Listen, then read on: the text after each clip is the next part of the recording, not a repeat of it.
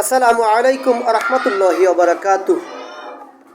সুপ্রিয় শিক্ষার্থী, আজকে আমরা গ্রামারের দুইটি টপিকস সম্পর্কে ধারণা নেব, যে ধারণা একেবারে গুছানো এবং তথাকথিত আগের যুগের সেই গ্রামার বইয়ে যেভাবে দেওয়া ছিল ব্যাখ্যা, আমরা সেভাবে এটা শিখব না। আমরা একটু সুস্পষ্ট ব্যাখ্যা সহকারেই জানব।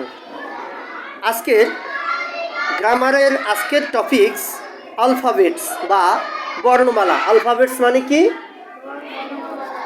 জোরে, আলফাবেটস মানে কি?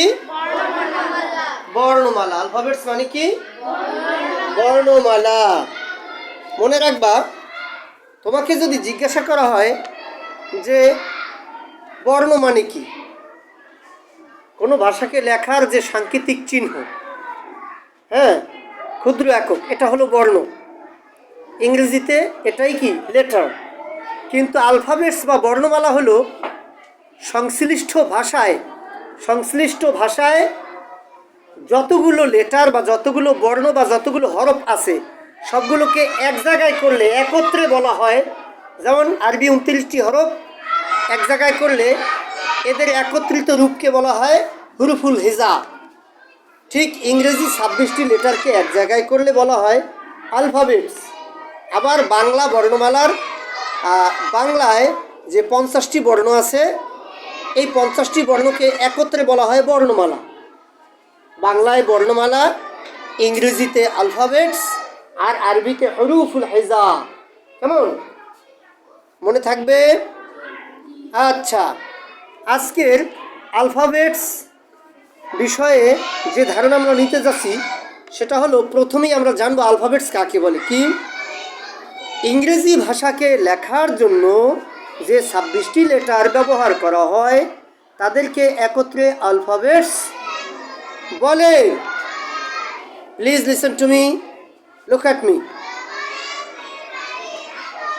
এরপরে প্রশ্নটা হলো আলফাবেটস কত প্রকার ও কি কি? প্রকারভেদ বা টাইপস। উচ্চারিত হওয়ার ক্ষমতার দিক থেকে আলফাবেটসের মধ্যে কিছু আছে নিজে নিজে উচ্চারিত হতে পারে স্বাভাবিকভাবে, আর বেশিরভাগ লেটারই আছে অপরের সাহায্য নিয়ে উচ্চারিত হয়। আমরা এক্ষেত্রে জানবো কি, যে আলফাবেটসের প্রকারভেদটা কীরকম। উচ্চারিত হওয়ার ক্ষমতার দিক থেকে আলফাবেটস দুই প্রকার। কত প্রকার? দুই প্রকার।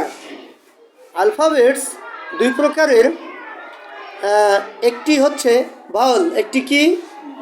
ভাওয়েল। ভাওয়েলের সংজ্ঞাটা আমরা জেনে নিই। যেসব লেটার অন্য লেটারের সাহায্য ছাড়া উচ্চারিত হতে পারে, এটা উচ্চারিত হওয়ার ক্ষমতা, যেহেতু সে অন্যের সাহায্য ছাড়া উচ্চারিত হতে পারে, তাদেরকে ভাওয়েল বলে। তাদেরকে কি বলে? জোরে, তাদেরকে কি বলে? ভাওয়েল বলে। দেখো, পাশের ক্লাসে কিন্তু সবাই জোরে পড়ছে, তাদের পড়াটা সুন্দর হচ্ছে, বাট তোমাদের পড়াটা জোরে না হলে এই পড়াটা সুন্দর হচ্ছে না। সবাই, যেসব লেটার অন্য লেটারের সাহায্য ছাড়া উচ্চারিত হতে পারে তাদেরকে কি বলে? ভাওয়েল বলে। ভাওয়েল মোট কয়টি? 5টি। ভাওয়েল মোট কয়টি? 5টি। তুমি বোধহয় খেয়াল করনি, আমি কিন্তু আলফাবেট জিজ্ঞেস করিনি, ভাওয়েল কয়টি জিজ্ঞেস করেছি। কেমন? ভাওয়েল মোট 5টি। কি কি? এ, ই, আই, ও, ইউ। এই, ই, আই, ও, ইউ। আচ্ছা, 2 নম্বর কনসোনান্ট। কনসোনান্ট, এটার বাংলা হচ্ছে ব্যঞ্জন বর্ণ, ভাওয়েলের বাংলা হচ্ছে স্বরবর্ণ। কনসোনান্ট, যেসব লেটার কখনো ভাওয়েলের সাহায্য ছাড়া উচ্চারিত হতে পারে না তাদেরকে কনসোনান্ট বলে। তাদেরকে কি বলে? কনসোনান্ট বলে। সে ভাওয়েলের সাহায্য ছাড়া উচ্চারিত হতে পারে না। সব কনসোনান্টের মধ্যেই ভাওয়েল লুকায়িত আছে আসলে। কনসোনান্ট মোট 21টি। কনসোনান্ট কয়টি? 21টি। ওই যে ভাওয়েল 5টি ছিল, এই 5টি বাদ দিলে যেই 21টি লেটার থাকে এরা হলো কনসোনান্ট। এরা কি? কনসোনান্ট। যেমন B, C, D, F, G, H, I, J, K, LMNPQRST VWXYZ। এছাড়াও এই যে কনসোনান্ট 21টি রয়েছে, এদের মধ্যে 2টি কনসোনান্ট তথা ডব্লিউ এবং ওয়াই, এদেরকে আলাদাভাবে আবার সেমি ভাওয়েল বলে। কি বলে?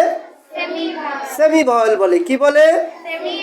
সেমি ভাওয়েল বলে, কারণ এদের মধ্যে 2টি করে ভাওয়েল লুকানো আছে। ডবল ইউ, এটার মধ্যে নাম শুনলেই বোঝা গেল যে ডবল ইউ মানে 2টি ইউ। আবার ওয়াই, ও এবং আই, 2টি ভয়েল ওয়াই এর মধ্যে লুকানো, যে কারণে ডব্লিউ এবং ওয়াইকে সেমি ভয়েল বলে। কি বলে? কি বলে? আজকে এ পর্যন্তই, আবার তোমাদের সাথে আগামী ক্লাসে দেখা হবে ইনশাআল্লাহ। আমা তাওফিক ইল্লা বিল্লাহ। আসসালামু আলাইকুম ওয়া রাহমাতুল্লাহি ওয়া বারাকাতুহু।